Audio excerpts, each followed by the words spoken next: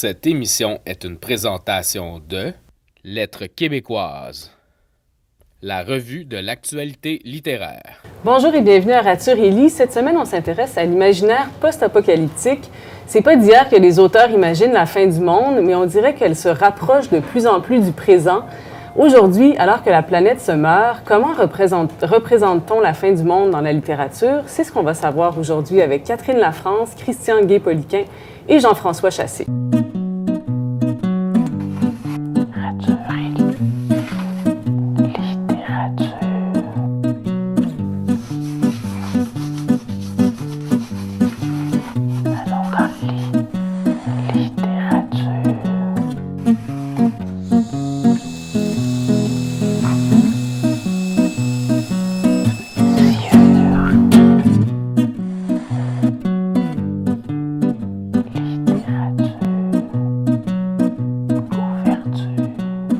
Je commence avec vous, Catherine Lafrance. Bonjour, bienvenue à Rature et Lit. Merci.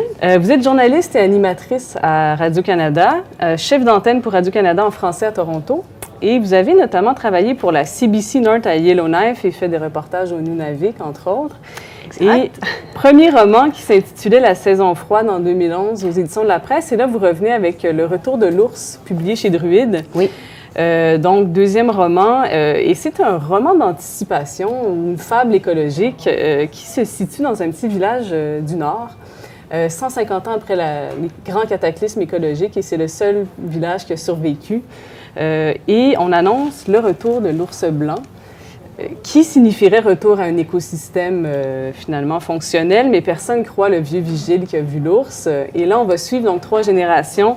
Le grand-père Aloupa, qui est le vigile de la communauté, Amarok, son fils, qui est le chef du village, et la petite fille Sakari, qui est l'adolescente qui va devenir vigile, donc gardienne de la mémoire du village. Alors, je me demandais déjà pourquoi, 150 ans après la fin des grands cataclysmes, pourquoi est-ce que votre roman se passe à cette période-là? Est-ce que c'est parce que vous aviez l'impression qu'il fallait justement imaginer cette fin du monde parce qu'on n'écoute plus assez les discours écologistes alarmants?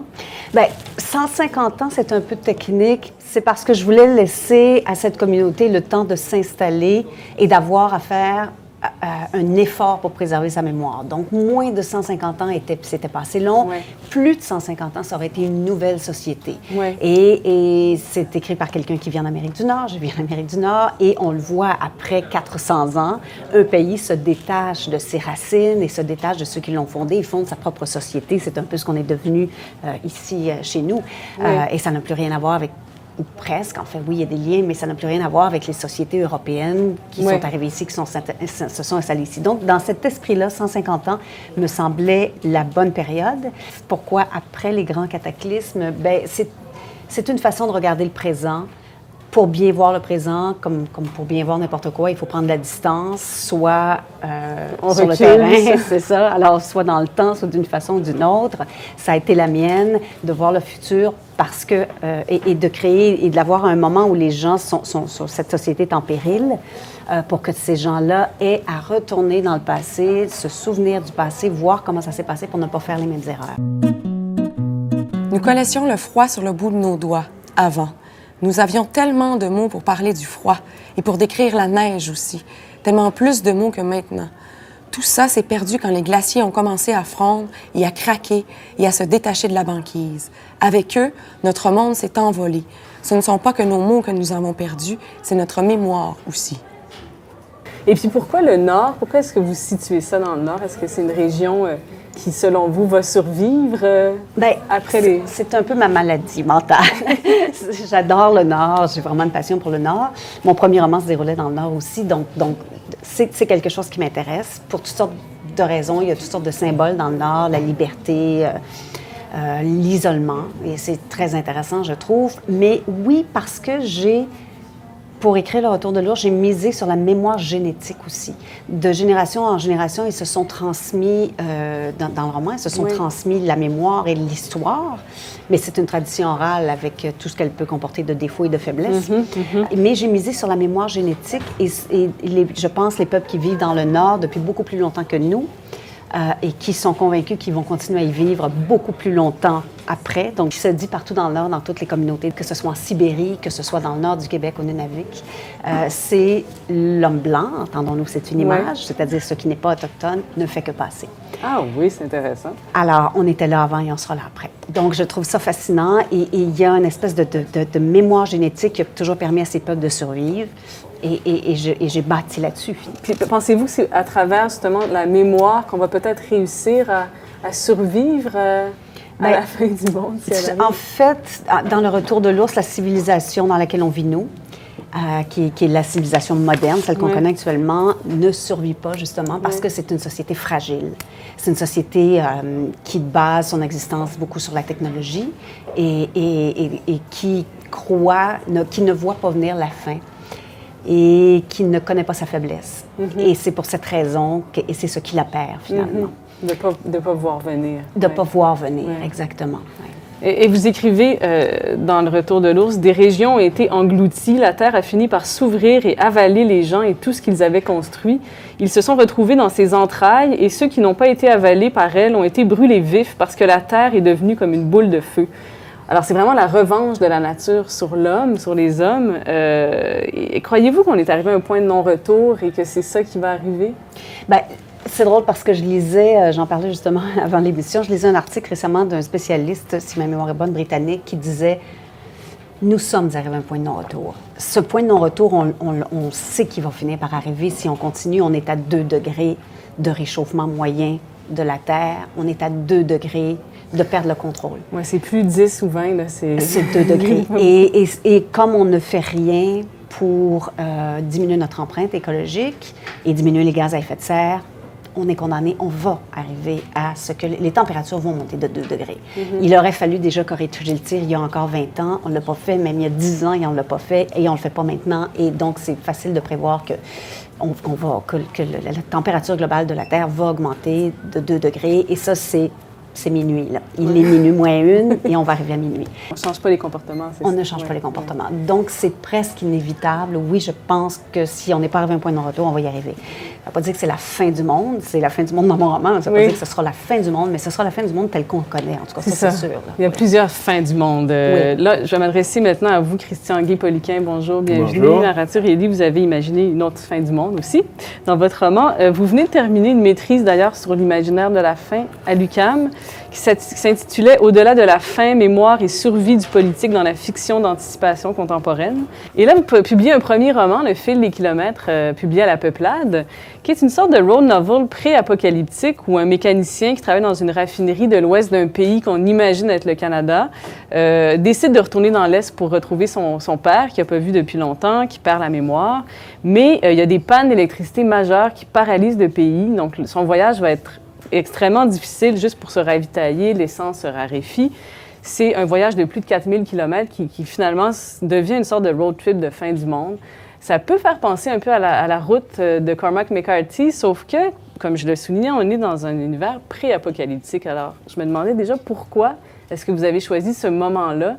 Et vous écrivez quand même que c'est déjà la fin qui commence. Donc, on est pendant la fin du monde, si je ne me trompe pas. Bien, si je peux me permettre, c'est tout le temps drôle qu'on parle déjà de fin du monde dès qu'une panne de courant arrive comme ça soudainement. Puis c'est toujours quelque chose qui m'a fasciné, à quel point on a un appétit pour la fin, un appétit qui est très contemporain, même si l'imaginaire de la fin, c'est tout sauf une thématique inédite. Ça date de l'eschatologie religieuse. Il y a plein d'imaginaires de la fin qui sont succédés dans l'histoire puis qui ont fait en sorte que les sociétés, à certaines époques ou à certains moments, ont pu donner un sens à leur existence, un sens à la vie à partir d'un imaginaire de la fin. Aujourd'hui, on peut parler d'un imaginaire de la fin plutôt catastrophiste qui, contrairement à tous ceux qui l'ont précédé, ne donne pas un sens particulier, n'attribue pas un sens à l'histoire. C'est ça pourquoi il est problématique et c'est ça pourquoi il est intéressant. C'est-à-dire que, comme on en parlait précédemment, l'imaginaire de la fin qui est en lien avec les changements climatiques, qui est très puissant, qui est très fort lorsqu'on a des enfants, des jeunes enfants qui apprennent à l'école qu'un jour la Terre va s'autodétruire parce qu'elle est polluée puis qu'ils ne peuvent pas dormir. on voyait pas ça, des cauchemars d'enfants comme ça il y a 100 ans. Non. Je n'étais pas là pour en attester, mais j'ose croire que ça n'existait pas. Donc, on a un appétit pour la faim. Alors moi, ce que j'ai fait dans le roman, c'est de parler d'une panne d'électricité généralisée. Et d'emblée, on parle d'apocalypse et c'est ce que j'ai voulu faire. Alors que c'est pas nommé, c'est ça. Mais c'est pas Ouais, nommé. J'ai ouais. fait un travail juste pour ne pas le nommer. Pourquoi? Mais juste parce qu'on a un appétit très fort pour la faim. Et c'est un imaginaire qui est toujours en puissance dans notre imaginaire contemporain occidental. Nous passons sous les réverbères éteints d'une petite agglomération riveraine. Je tente de me ressaisir, mais mon corps est lourd, engourdi, souterrain. Ce sont les kilomètres qui me roulent dessus. Je pense à mon père prisonnier de son amnésie, de son âge et des ténèbres de son village. J'ai peur qu'il se méfie de moi, qu'il ne me reconnaisse pas. Ça fait plus de 10 ans que l'on ne s'est pas vu et je ne sais plus si je traîne encore mon passé ou s'il me pourchasse. Mais votre héros retourne donc vers son passé, mais c'est comme s'il n'y avait rien dans son passé. Il y a tout un rapport au temps qui est intéressant. Vous écrivez « Comme si mes souvenirs ne m'appartenaient pas, comme si le temps que j'avais passé ici et là n'avait jamais existé. Aujourd'hui, tout cela m'ennuie et le futur est derrière nous. » Je me demandais si c'était pas une sorte de voyage initiatique à l'envers. Puis qu'est-ce qu'il faut comprendre par ce futur derrière nous? C'est la fin de l'humanité ou c'est son futur à lui? Ah ben là, il y aurait bien des interprétations possibles qu'on peut attribuer à un passage comme celui-là. Moi, a priori, je dirais juste l'expression de dire « le futur est derrière moi », c'est une conscience de la fin, c'est une conscience de vivre dans le temps de la fin. Là, c'est dit dans ce passage-là de façon un peu plus explicite, mais c'est de dire « si le futur est derrière moi, c'est que rien d'autre ne m'est promis ». Donc, c'est ce qui vient, parce qu'il y a encore quelque chose. Dans le roman, du moins, son périple se poursuit, mais il est dénué de toute surprise et en même temps de toute attente. C'est ça, encore une fois, je reviens au catastrophisme, je fais l'aller-retour au catastrophisme contemporain, c'est-à-dire notre façon d'imaginer la fin des temps qui n'accorde plus aucun sens à nos vies, nous paralyse d'une vision un peu plus, d'une vision, je dirais, historiciste, c'est-à-dire de faire un lien avec un futur qui concorde ou qui est même garant de notre passé. Oui, on est un peu défaitiste. Mais c'est intéressant aussi de cette atmosphère de fin du monde. Vous dites qu'on baigne dedans tout le temps. Pour le personnage aussi, je ne sais pas si je me trompe, mais j'ai l'impression que c'est teinté aussi d'une sorte de rédemption. Là. En tout cas, c'est en lien avec une rupture amoureuse. Sa blonde l'a quitté il n'y a pas longtemps. Et on dirait que cette imagination, imaginer la fin du monde, c'est comme une façon aussi de sortir du quotidien, de tout détruire ou de l'espèce de table rase là, après une peine d'amour, c'est une petite fin du monde, finalement. Les deux se répondent. Là. Il y a toutes sortes de fins du monde, des plus intimes, d'autres qui peuvent être plus collectives, mais moi, ce qui m'intéresse, du moins là-dedans, puis on peut même faire le parallèle avec le retour de l'ours, c'est la notion de survie.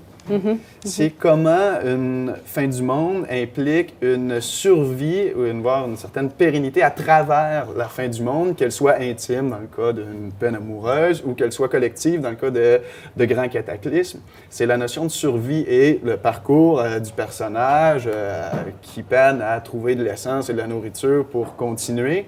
C'est un peu à cette image-là, c'est-à-dire au-delà de la fin du monde, ou même, dans ce cas-là, pendant la fin du monde, comment peut-on faire pour survivre, pour avancer tout de même, donc pour continuer?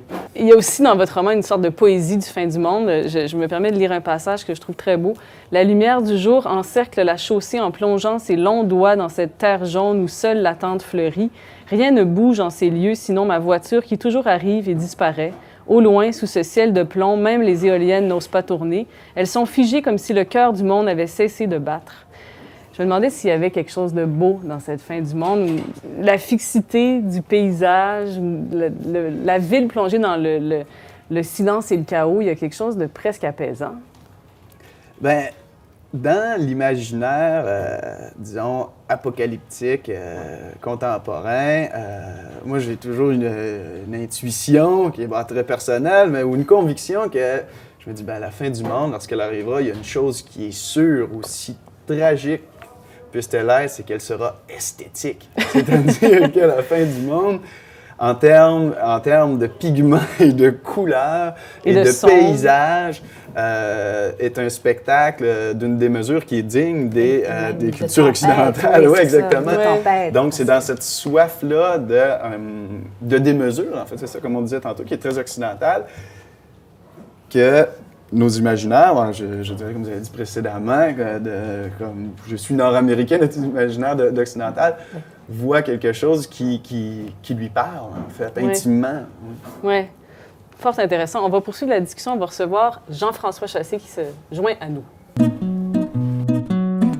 Donc, on nage en plein imaginaire de la fin avec Tarmac de Nicolas Duquesne.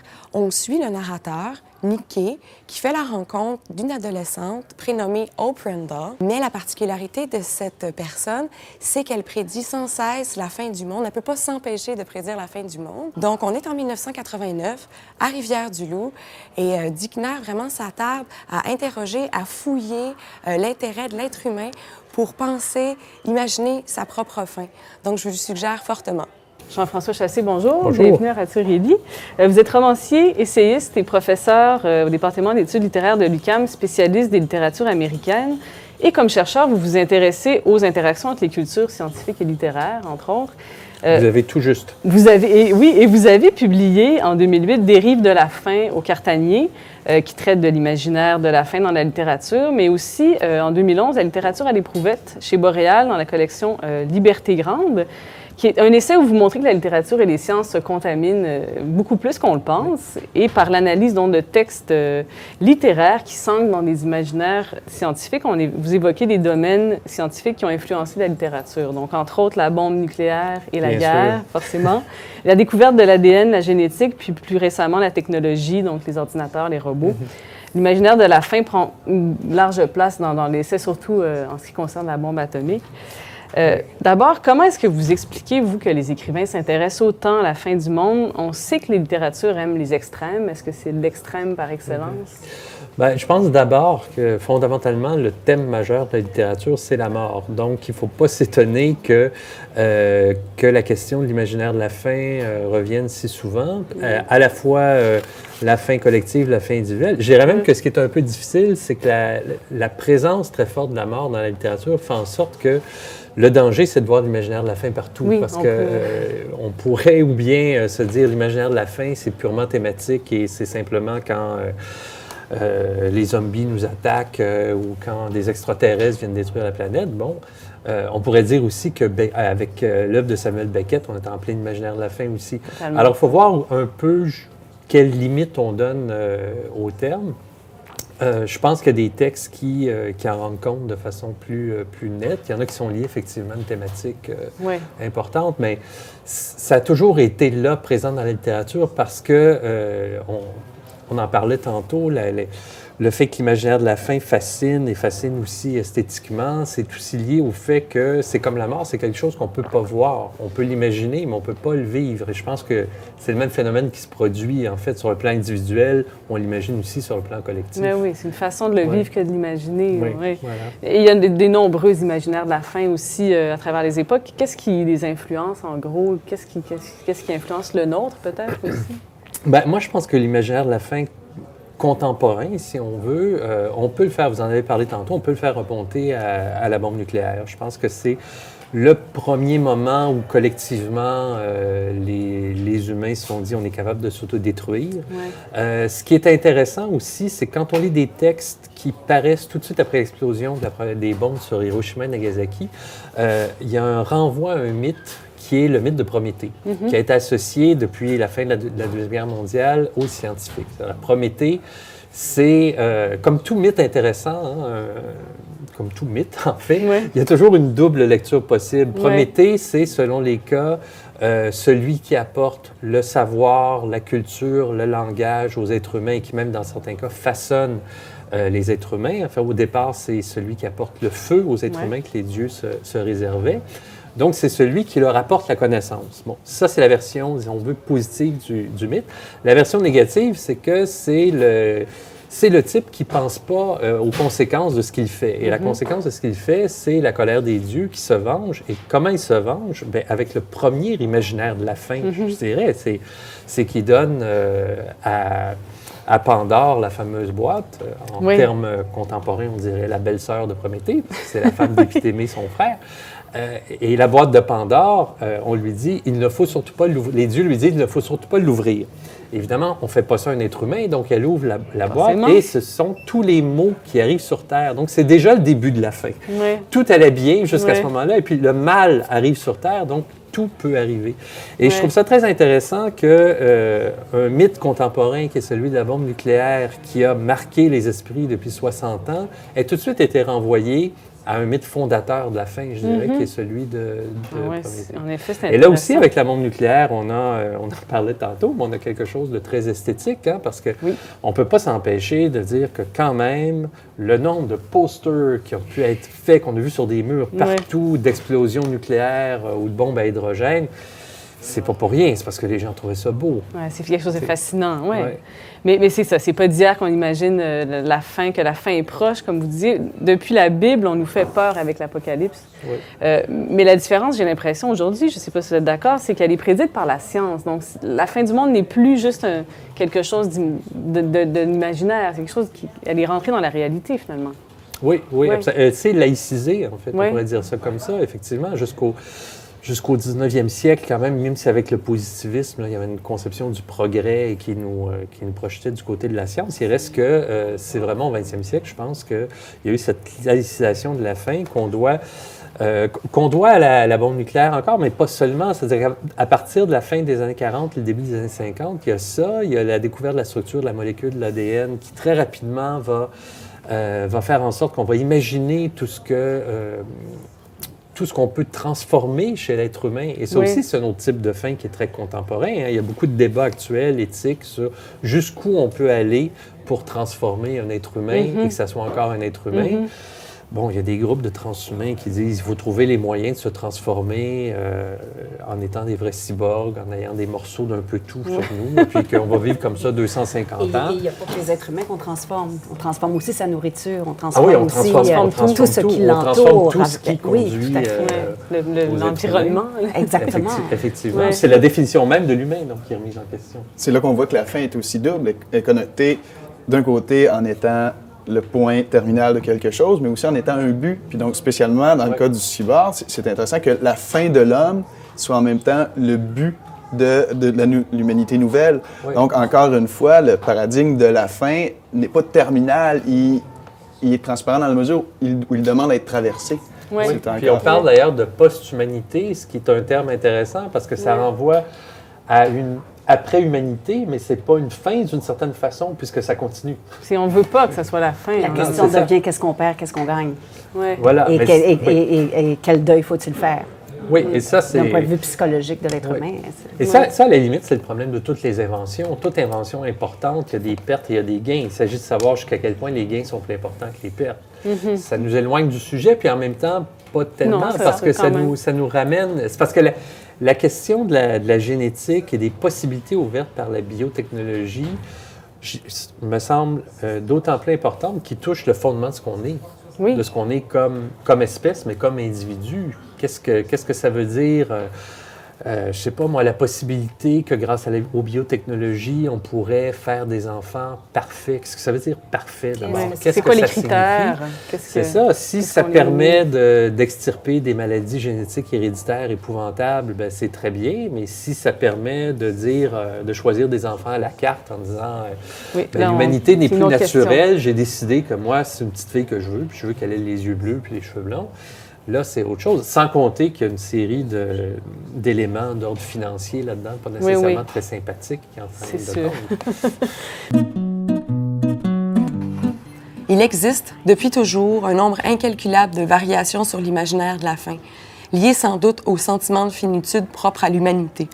Les explosions d'Hiroshima et de Nagasaki sont la représentation hyperbolique de cet imaginaire et des capacités de la technoscience à le provoquer. On ne peut cependant nier une réelle séduction qui s'exprime souvent dans la fiction, à la fois par la puissance de la bombe comme embrayeur narratif et par son potentiel esthétique. Mais il y a quelque chose qui m'a frappé en vous lisant tous. L'imaginaire de la fin semble être attaché à la mémoire souvent. Jean-François Chassé, dans des Rives de la fin, il est question du deuil, entre autres, des œuvres où le passage vers la fin provoque une crise de la mémoire. Je pense à Serge d'Entre les morts de Gilbert Larocque. Christian Gay-Poliquin, votre héros, roule vers quelqu'un qui perd la mémoire, lui-même perd ses souvenirs. Puis Catherine Lafrance, mais la mémoire, ça semble être le plus cher héritage que l'humanité doit protéger pour survivre. Est-ce que les deux sont interreliés? Est-ce qu'imaginer la fin du monde, c'est une façon d'interroger la mémoire, sa fragilité? Oui, et à l'inverse, garder la mémoire, c'est une façon de prolonger, tout comme perdre la mémoire, c'est la fin de quelque chose, forcément. Donc, si l'humanité perdait sa mémoire, bien, ça serait la fin du monde, d'une façon. C'est forcément la fin du monde. La fin du monde ne veut pas dire nécessairement la mort, mais ça veut dire la mort de quelque chose, ça, c'est sûr. Et c'est ça, et tant qu'on préserve, on garde quelque chose, on conserve quelque chose d'un ancien monde. Oui. Mais l'imaginaire de la fin, ça peut être aussi une sorte de purgatoire, c'est-à-dire que la fin, ça peut être une période où rien ne change. Je pense au roman de Christian Gay-Poliquin. Finalement, ça commence avec la fin, puis il n'y a rien de fini à la fin du roman. C'est-à-dire on est dans une sorte d'état d'apesanteur. Et il y a beaucoup, en fait, de romans ou de films qui rendent compte de ça, d'un arrêt de l'histoire, en fait. C'est aussi ça, un arrêt de l'histoire, un arrêt des possibilités, une impression que on ne sait plus ce qui va se passer. C'est vraiment les limbes. Oui, c'est riche. Le monde a changé beaucoup au début de la guerre froide. Vous disiez un instant, la fin du monde est devenue beaucoup plus laïque, c'est vrai. Elle vient pas du ciel, elle vient pas des dieux, elle vient de nous et de la pression qu'on se met nous-mêmes sur l'humanité. Pendant la guerre froide, on avait suffisamment d'armement à un moment donné pour détruire, je pense, 40 fois l'humanité au complet, quelque chose comme ça. Et c'est une pression sans précédent sur l'humanité. Oui. Je pense que ça, effectivement, fait prendre conscience que la fin était possible, mais cette espèce de pression nous fait prendre conscience de notre fragilité complètement. Parce que mémoire et fin, en ce sens-là, nous ramène à notre condition humaine. Puis c'est de cette façon-là que, si je reprends le mythe de la boîte de Pandore, qu'est-ce qu'il restait une fois que Pandore eut ouvert la boîte? Il restait l'espoir. Puis dans cette logique-là, et la fin et la mémoire nous permettent de nous projeter et par conséquent de projeter aussi notre condition humaine, notre essence même en tant qu'être humain, non pas biologique, mais en tant que quantité, je pourrais dire, spirituelle, mais entité humaine, voire collectivité et culturelle. Oui. Chose certaine, c'est jamais un hasard.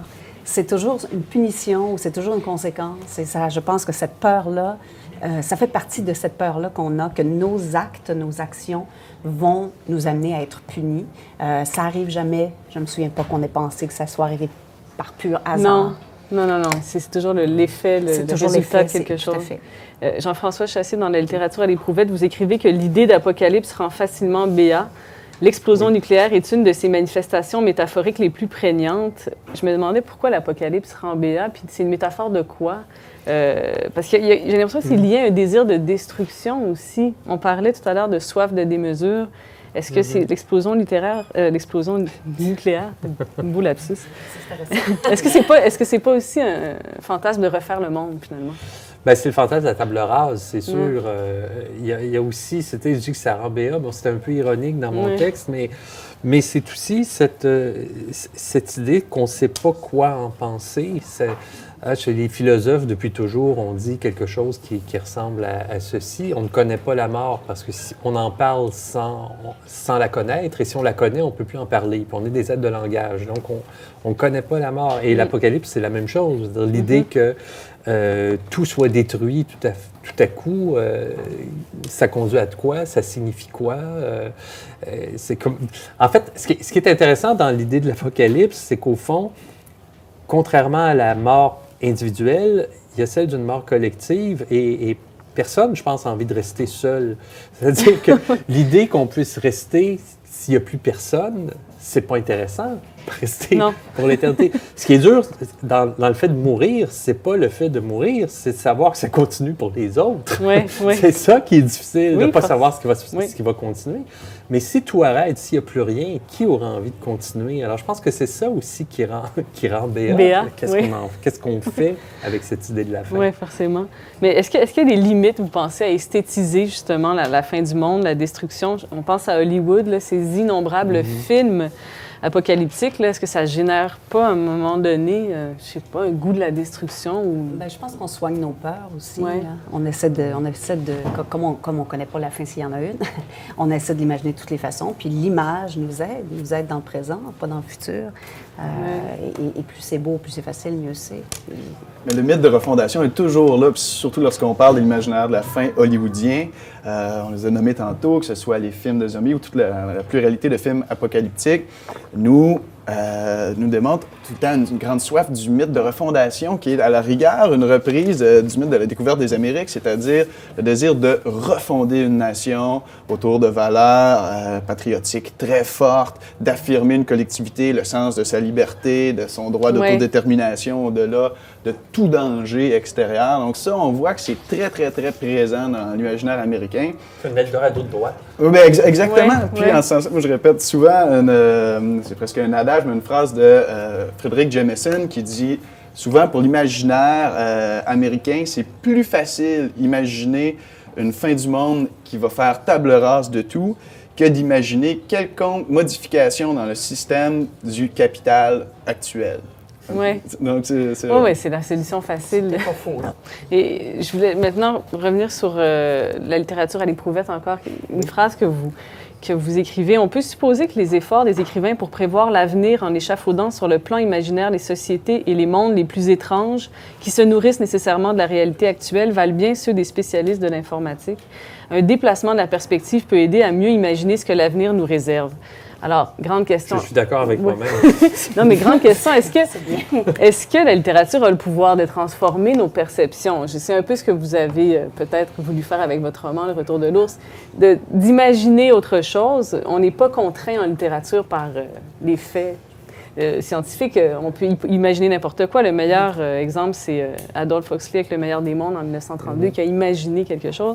Est-ce que ça nous donne le pouvoir, selon vous, de peut-être de réengager l'être humain dans... Bien, oui, dans dans un son comportement. ensemble, oui. Je pense que c'est un début de la littérature, j'en suis convaincue, ou un des effets de la littérature. Je ne suis pas sûre qu'un livre à lui seul puisse faire ça, quoique, on ne sait jamais. Mais oui, je pense que oui, dans l'ensemble, comme espèce d'outil collectif, comme exercice collectif, oui. Oui. Moi, je dirais qu'un des intérêts de la littérature, c'est de pouvoir intégrer les savoirs, différents types de savoirs, en dehors des nécessités méthodologiques des différentes disciplines. Et donc, de porter souvent une perspective subjective sur des savoirs et justement montrer, par exemple, en ce qui concerne la science, en quoi la science pense de façon subjective, qu'est-ce qu'il y a de subjectivité dans la science et comment justement elle change nos perceptions, comment elle change notre langage, comment elle change notre rapport ontologique au monde, je dirais, de façon large. Oui, oui. Moi, je dirais au final aussi, la littérature peut nous permettre d'anticiper différentes variantes de la fin qui nous font en sorte qu'on voit la fin dans un temps présent. Donc, prendre une conscience d'une fin éventuelle, nous faire rendre compte qu'on vit dans un temps de la fin et qu'à partir de là, peut-être, n'avons-nous pas besoin de la vivre, cette fin-là. Donc, d'avoir cet appétit-là qu'on a pour la fin, c'est peut-être davantage une fabulation, c'est peut-être davantage une soif qui est de l'ordre de l'imaginaire qu'une réalité éventuelle, inévitable. Mais pour cela, ça prend une conscience de cette fin-là ou de ces fins-là. Et pour cela, l'imaginaire est la clé d'accès par excellence. Oui. Et la littérature mise sur la psychologie aussi, parce que et c'est ce qui échappe à la science, ce qui échappe à la technologie, ce qui échappe à quoi que ce soit, à tout finalement, c'est la psychologie, c'est l'être humain, ce qu'il fait des faits, ce qu'il en pense, ce qu'il en dit, quelle est sa perception et comment il se comporte. On est ce qu'on est parce que psychologiquement, on a tel type de comportement et il y a des raisons à ça. Et la littérature rapporte ça très bien et développe ça très bien.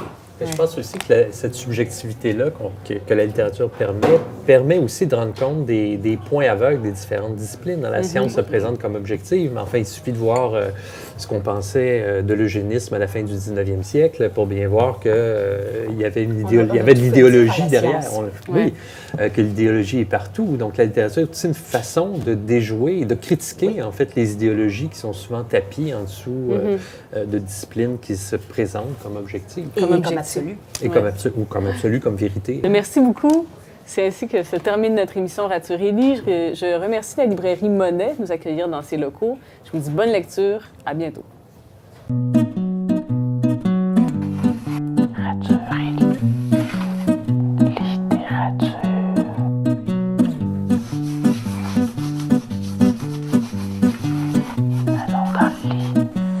Littérature.